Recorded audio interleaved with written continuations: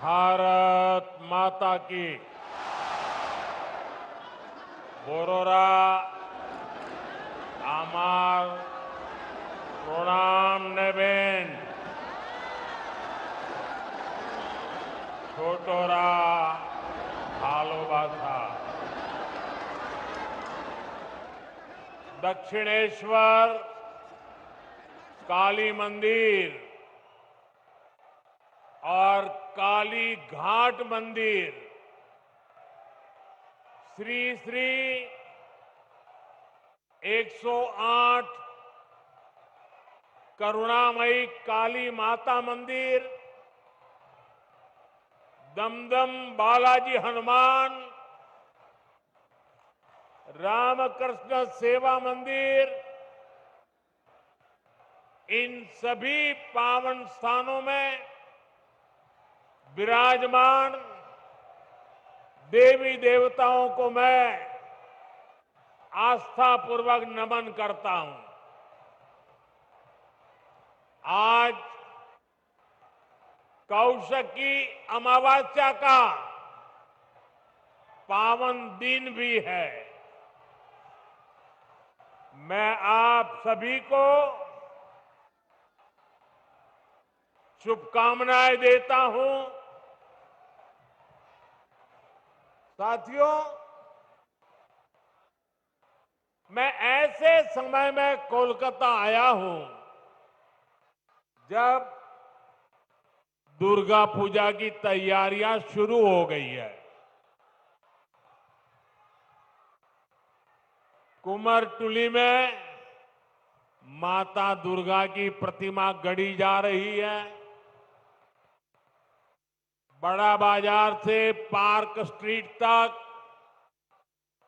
कोलकाता नए रंग में, नई रौनक के साथ सज रहा है। आस्था और आनंद के पर्व के साथ जब विकास का पर्व भी जुड़ जाता है तो खुशी दोगुनी हो जाती है। यहां से कुछ ही दूरी पर मुझे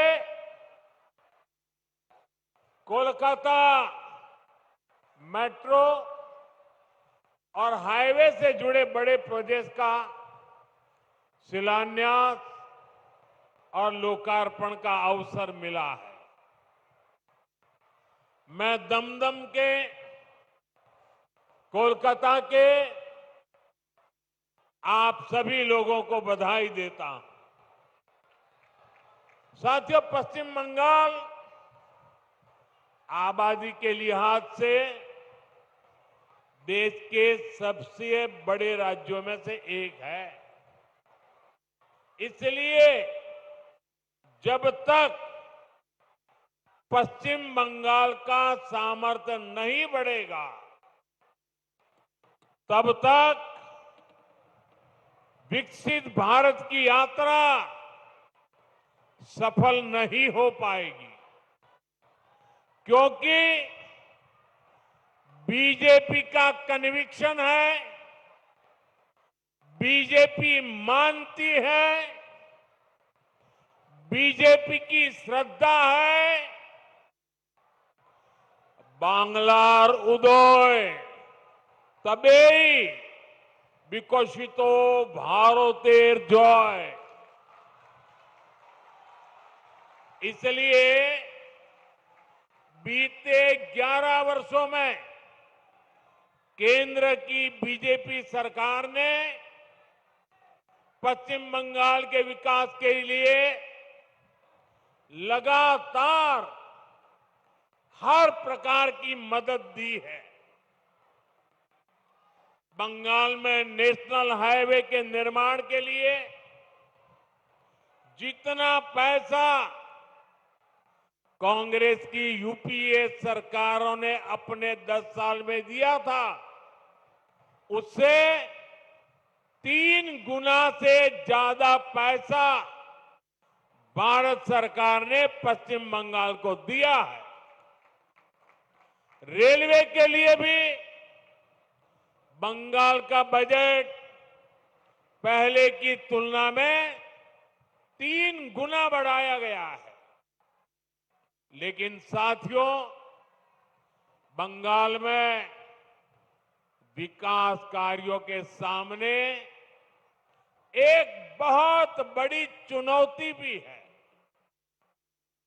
चुनौती ये कि बंगाल के लिए जो पैसा हम राज्य सरकार को सीधे भेजते हैं, उसका ज्यादातर हिस्सा यहां लूट लिया जाता है।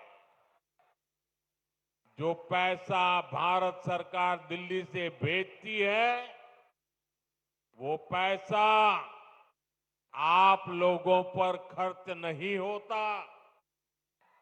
वो पैसा महिलाओं का जीवन आसान बनाने के लिए खर्च नहीं होता।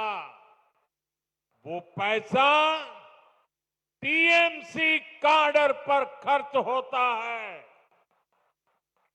इसलिए गरीब कल्याण की अनेक योजनाओं में बंगाल देश के दूसरे राज्यों से पिछड़ा हुआ है। साथियों, यही स्थिति कुछ साल पहले हमारे पड़ोस में असम के भी यही हाल थे, त्रिपुरा का भी यही हाल था। लेकिन जब से असम और त्रिपुरा में भाजपा सरकार बनी है, गरीब कल्याण की योजनाओं का लाभ वहां जनता को मिलने लगा है। आज इन राज्यों में हर घर जल, यह काम तेजी से चल रहा है। आयुष्मान योजना के तहत 5 लाख रुपए तक मुफ्त इलाज हर गरीब को मिल रहा है। गरीबों के पक्के घर बन रहे हैं। बंगाल में भी जनता तक सारी योजनाओं का लाभ पहुंचाने के लिए जरूरी है कि यहां पश्चिम बंगाल में भाजपा सरकार होनी चाहिए।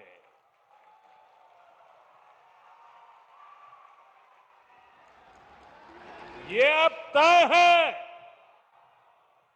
टीएमसी जावे, बीजेपी आसबे।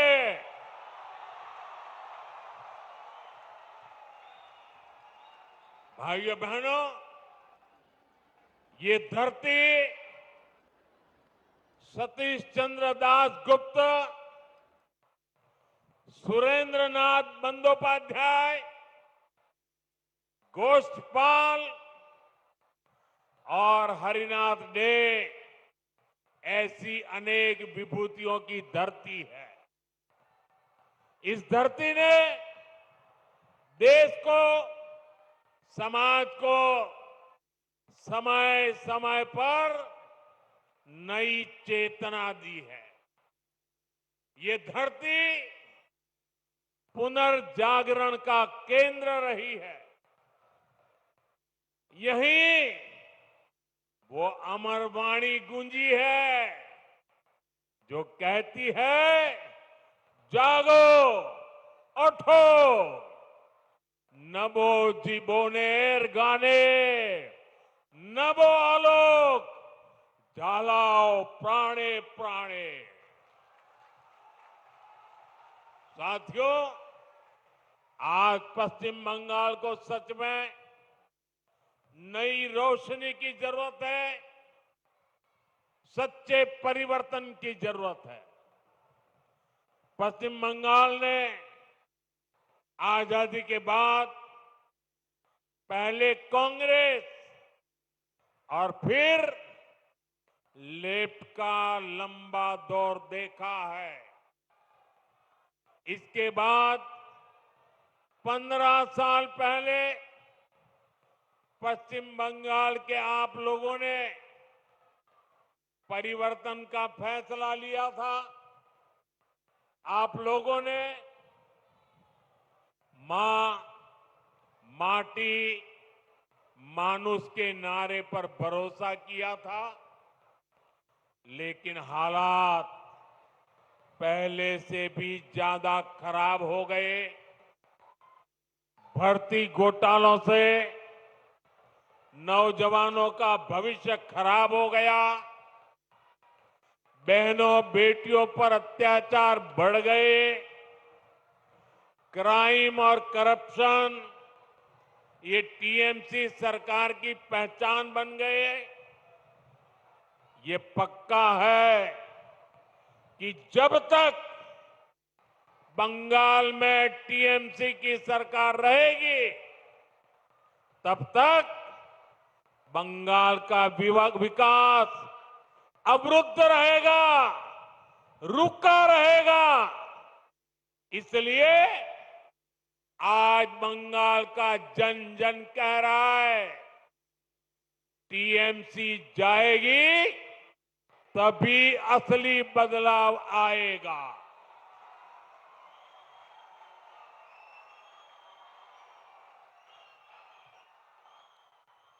टीएमसी जाबे तबेई আসল পরিবর্তন আসবে।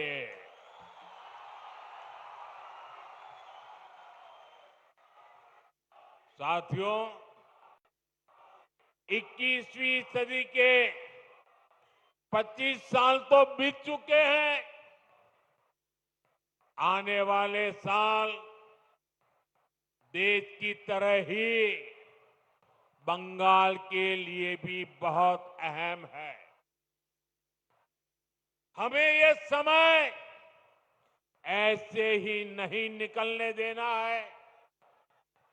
इसलिए बंगाल को चाहिए सच्चा परिवर्तन, आशोल परिवर्तन, परिवर्तन जो नारे में नहीं काम में दिखे, परिवर्तन जो उद्योग लगाए, घर के बेटे बेटी को बंगाल में ही नौकरी दे, परिवर्तन जो बेटियों को सुरक्षा दे, मकान और दुकान को जलने से बचाए, परिवर्तन जो किसान को सुविधा दे, किसान को सम्मान दे, फसल का सही दाम दे, परिवर्तन जहां अपराधी और भ्रष्टाचारी सरकार में नहीं जेल में होंगे, ऐसा परिवर्तन जहां सुशासन होगा, गरीब से गरीब भी सम्मान का जीवन जिएगा। और ये सच्चा परिवर्तन सिर्फ और सिर्फ भाजपा ही ला सकती है। और इसलिए बंगाल के घर घर में हमें एक बात पहुंचानी है। बंगाल के हर कोने से एक ही आवाज आनी चाहिए, बाजते चाय बीजेपी ताई।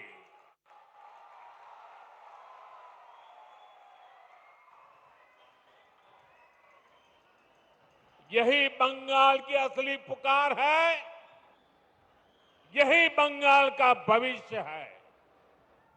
साथियों, ये वर्ष डॉक्टर श्यामा प्रसाद मुखर्जी की जन्म जयंती का 125वां वर्ष है।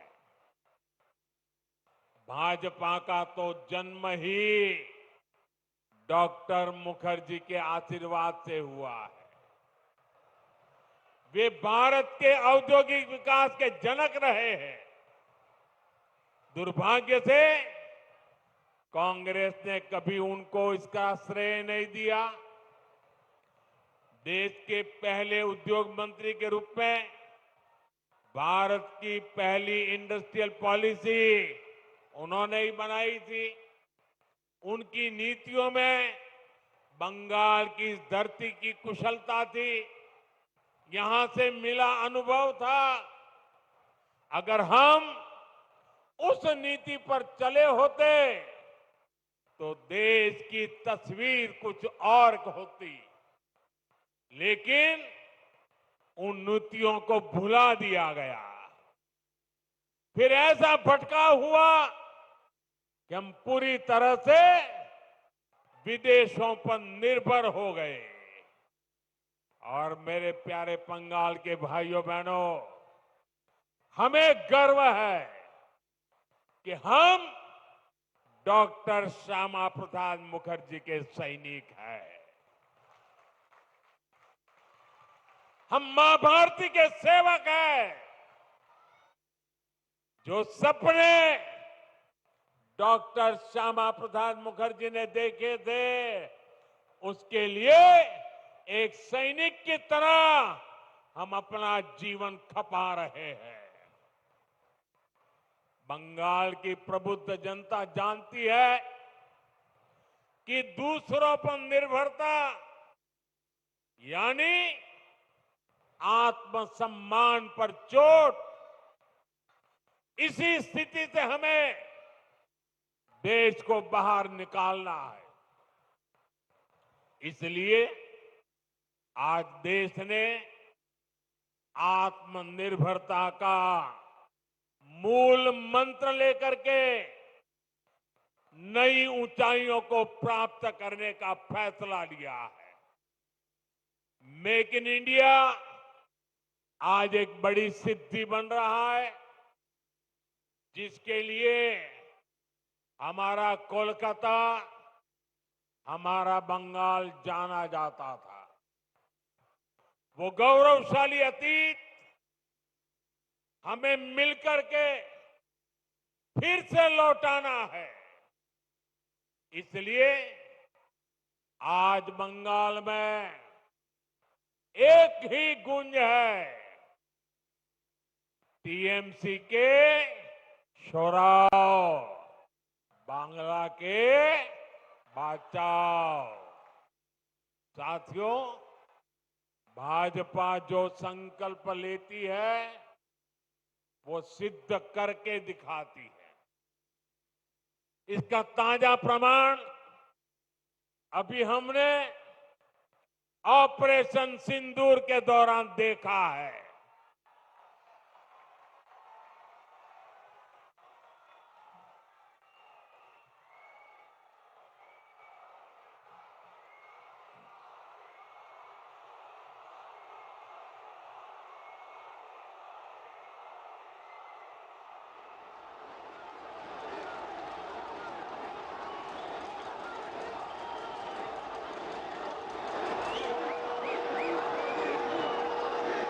हमारी सेना ने सीमा पार आतंकियों और आतंक के आकाओं के अड्डों को खंडहर में बदल दिया।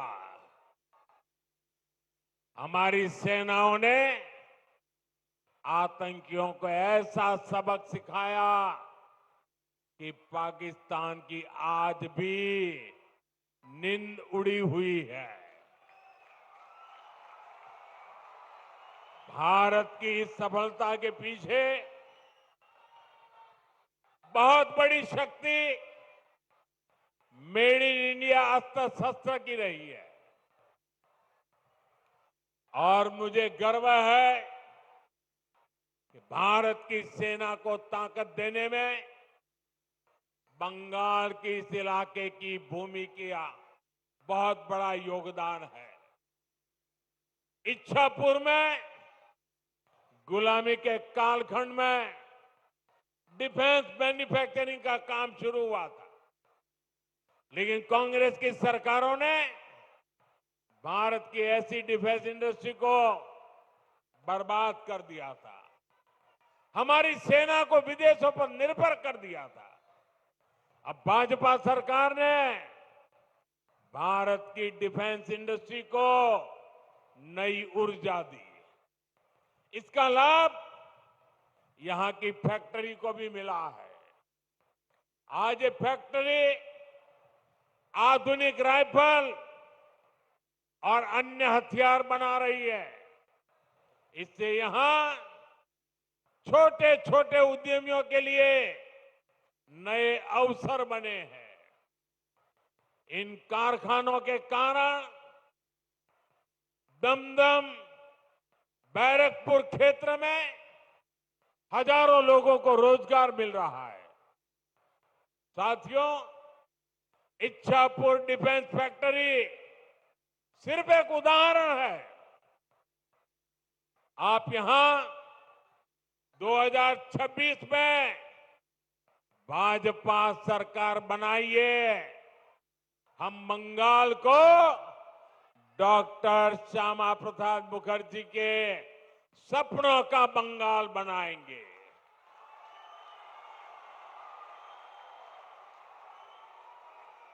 बंद पड़े कारखाने फिर से खुलेंगे, नया निवेश और नए कारखाने लगेंगे और दमदम फिर से इंडस्ट्रियल हब बनेगा।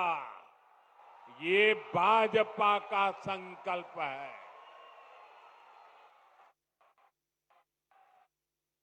विकसितो बांग्ला,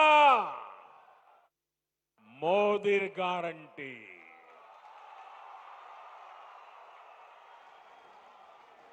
साथियों, भाजपा के पास पश्चिम बंगाल के विकास का एक ठोस प्लान है, एक रोडमैप है। लेकिन टीएमसी विकास की दुश्मन है। इसका साक्षी ये दमदम क्षेत्र भी है। ये कोलकाता के सबसे अधिक भीड़ वाले इलाकों में से एक है। यहां की स्थिति क्या है, ये आप आए दिन महसूस करते हैं। देश के ऐसे शहरी क्षेत्रों के विकास के लिए स्मार्ट सिटी मिशन चल रहा है, लेकिन टीएमसी सरकार ने इस मिशन से जुड़ने से भी इनकार कर दिया। लोगों को असुविधा होती रहे, विकास ठप होता रहे, लेकिन टीएमसी का मिशन जैसे तैसे बीजेपी को रोकना है, केंद्र की योजनाओं को रोकना है।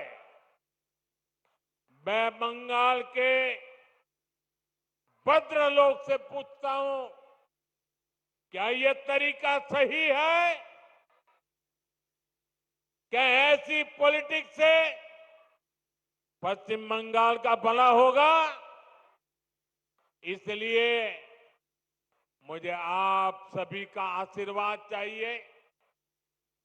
आप यहां भी भाजपा को एक बार अवसर देकर देखिए। साथियों, बंगाल में भाजपा आएगी तो रेल और मेट्रो का तेजी से विस्तार होगा। मैं तो चाहूंगा कि यहीं पर इलेक्ट्रिक व्हीकल से जुड़ा व्यापक इंफ्रास्ट्रक्चर बने। यहां बहुत बड़ी मात्रा में इन्वेस्टमेंट आए, नौजवानों को रोजगार मिले। ये तभी होगा जब यहां कानून का राज आएगा, जब यहां भ्रष्टाचार पर लगाम लगेगी और जब बंगाल में डबल इंजन की भाजपा सरकार होगी। साथियों, पश्चिम बंगाल के पास इतिहास और संस्कृति की भी अनमोल धरोहर है। ये बांग्ला विरासत विकसित बंगाल बनाने के अभियान को प्रेरणा देगी। बीजेपी सरकार पूरे गर्व के साथ बांग्ला भाषा और बांग्ला संस्कृति को सशक्त करने में जुटी है। ये हमारा सौभाग्य है कि हमें बांग्ला भाषा को क्लासिकल लैंग्वेज यानी शास्त्रीय भाषा का दर्जा देने का सौभाग्य मिला।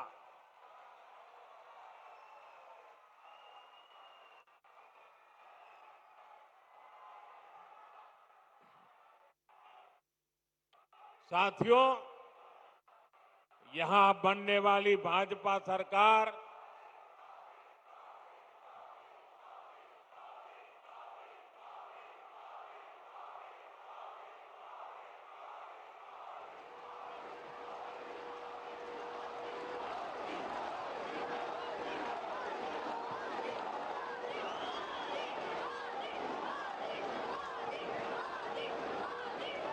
साथियों, जब भाजपा सरकार बनेगी, हेरिटेज टूरिज्म पर भी बल देने का हमारा प्लान है।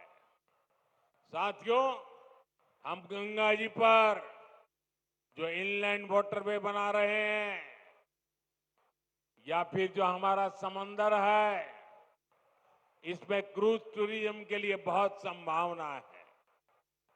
ऐसी हर संभावना को भाजपा सरकार बनने के बाद तलाशा जाएगा ताकि पश्चिम बंगाल के नौजवानों को काम के लिए कहीं और जाने के लिए मजबूर न होना पड़े। साथियों, इस बार लाल किले से मैंने देश की एक बहुत बड़ी चिंता की चर्चा की है। ये चिंता घुसपैठ के बढ़ते खतरे की है। कोलकाता के पश्चिम बंगाल के लोग समय से आगे की सोचते हैं। इसलिए आपके बीच मैं लगातार इस बहुत बड़ी राष्ट्रीय चुनौती की चर्चा करता रहा। आजकल आप देखते हैं, जिन देशों को विकसित कहा जाता है, जिनके पास संसाधनों की कोई कमी नहीं है, वहां घुसपैठियों के खिलाफ मुहिम चल रही है। ये देश अब घुसपैठियों को ज्यादा नहीं सह सकता। घुसपैठियों को निकालना चाहिए कि नहीं निकालना चाहिए? घुसपैठिए जाने चाहिए कि नहीं जाने चाहिए? उनको भगाना होगा कि नहीं भगाना होगा? कौन भगा सकता है? कौन भगा सकता है? घुसपैठियों से बंगाल को कौन मुक्त करा सकता है? घुसपैठियों से बंगाल को कौन मुक्त करा सकता है? साथियों, मोदी नहीं, भाजपा नहीं, आपका एक वोट करा सकता है। आपका एक वोट, एक बार वोट दे दीजिए, ये घुसपैठिए भाग जाने लग जाएंगे जी। साथियों, भारत के पास तो संसाधन सीमित है। हमें अपने नौजवानों को रोजगार देना है, अपने नागरिकों को सुविधाएं देनी है। जो घुसपैठिए हमारे नौजवानों का रोजगार छीन रहे हैं, जो हमारे इंफ्रास्ट्रक्चर पर दबाव डाल रहे हैं, जो हमारी बहनों बेटियों के साथ अत्याचार कर रहे हैं, ऐसे घुसपैठियों को हम भारत में नहीं रहने देंगे।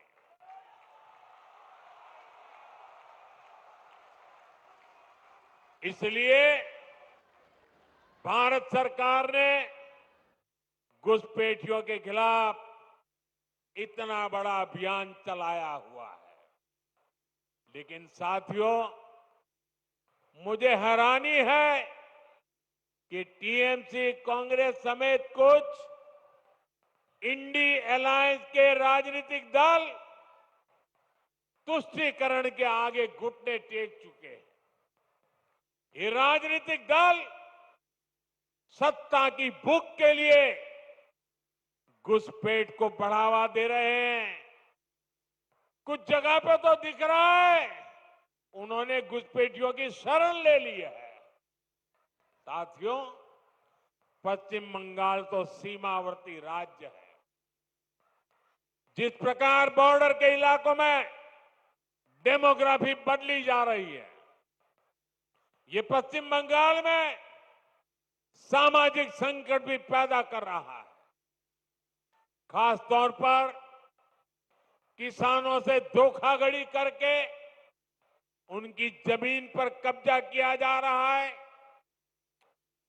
आदिवासियों को गुमराह करके उनकी जमीन हड़पी जा रही है। देश ये सहन नहीं कर सकता। इसको रोकना ही होगा।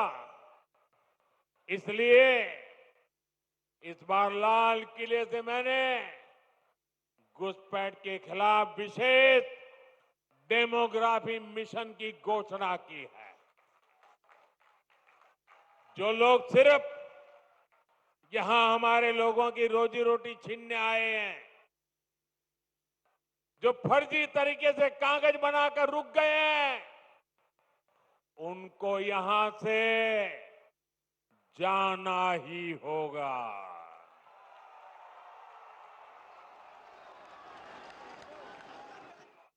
और ये काम ईमानदारी से पूरा हो सके, इसके लिए टीएमसी सरकार को भी यहां से जाना ही होगा।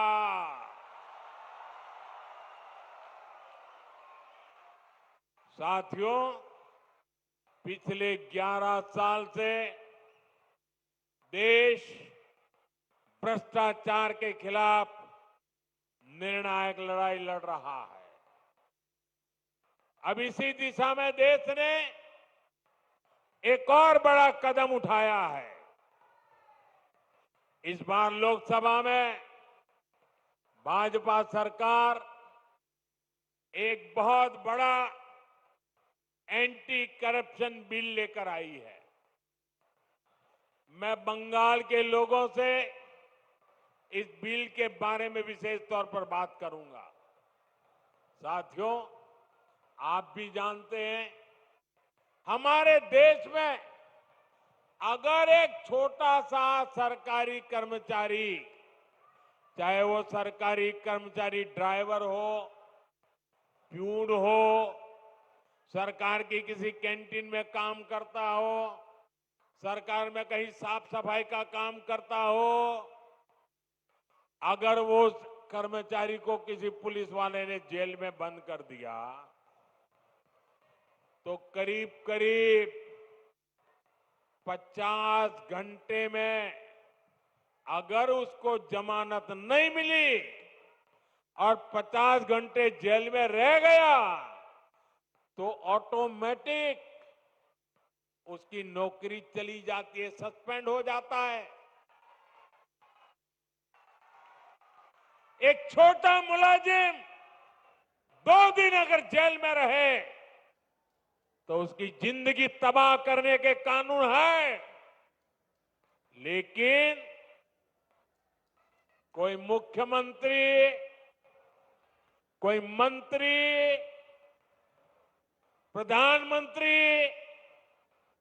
अगर जेल चला जाए तो उसके लिए कोई कानून नहीं है। और हालत तो देखिए, आजकल ये लोग इतने गिरे हैं कि जेल से भी सरकार चलाने की कोशिश कर रहे हैं। पश्चिम बंगाल ने ये साक्षात देखा है, बार बार कई बार अनुभव किया है। टीएमसी के एक मंत्री टीचर्स घोटाले में आज तक जेल में है। शिक्षक भर्ती का गंभीर घोटाला, घर से नोटों का पहाड़ मिला, लेकिन तब भी वो मंत्री कुर्सी छोड़ने को तैयार नहीं थे। जनता की हर भावना को यहां निर्ममता से कुचला जाता रहा। इसी तरह टीएमसी के एक और मंत्री पर गरीबों का राशन लूटने का आरोप है। इनकी भी करोड़ों रुपए की संपत्ति जब्त हो चुकी है।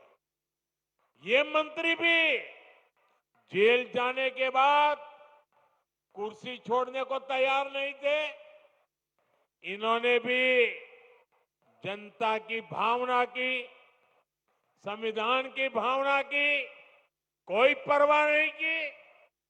साथियों, आप मुझे बताइए, ऐसे लोग जो भ्रष्ट है, जो जनता को धोखा दे रहे हैं, क्या उन्हें सरकार में अपने पद पर रहने का हक है क्या? हक है क्या? हमने तो ये देखा है कि मुख्यमंत्री तक जेल जाते हैं, लेकिन वो जेल से सरकार चलाते हैं। ये संविधान का, लोकतंत्र का सरासर अपमान है और मोदी संविधान का ये अपमान होते नहीं देख सकता। इसलिए मैंने तय किया, ये सब नहीं चल सकता। मंत्री हो, मुख्यमंत्री हो, अरे इतना ही नहीं, प्रधानमंत्री को भी सख्त कानून के दायरे में लाया हूं। अगर पीएम भी 30 दिन जेल में रहे और उन्हें जमानत न मिले तो अगले दिन उनकी कुर्सी भी चली जाएगी। लेकिन साथियों, टीएमसी के लोग भ्रष्टाचार के खिलाफ इस कार्रवाई पर भड़क गए हैं। वो इस कानून का विरोध कर रहे हैं। टीएमसी के लोगों ने संसद में इस बिल को फाड़ने की कोशिश की है। ये दिखाता है कि टीएमसी की पूरी राजनीति कैसे भ्रष्टाचार के पहाड़ पर टिकी है। इसलिए लोग इतने डरे हुए हैं, भ्रष्टाचारियों को बचाने में जुटे हैं। साथियों, हर चुनौतियों को परास्त करते हुए पश्चिम बंगाल फिर से भारत के विकास का पावर हाउस बन के रहेगा। इस संकल्प को लेकर हमें आगे बढ़ना है। आप याद रखिए और औरों को भी बताइए, हर गली मोहल्ले में, बंगाल के हर कोने में एक ही मंत्र, एक ही नारा गूंजता रहना चाहिए, बातें चाय, बातें चाय, बीजेपी ताई, बातें चाय, बातें चाय, बातें चाय, बातें चाय, बातें चाय। एक बार फिर आप सभी को इतनी विशाल संख्या में और इतनी ऊर्जा के साथ इस सभा को सफल बनाने के लिए मैं आपका आभार मानता हूं। मेरे साथ बोलिए, भारत माता की, भारत माता की, भारत माता की, वंदे वंदे वंदे वंदे वंदे वंदे वंदे वंदे वंदे वंदे वंदे वंदे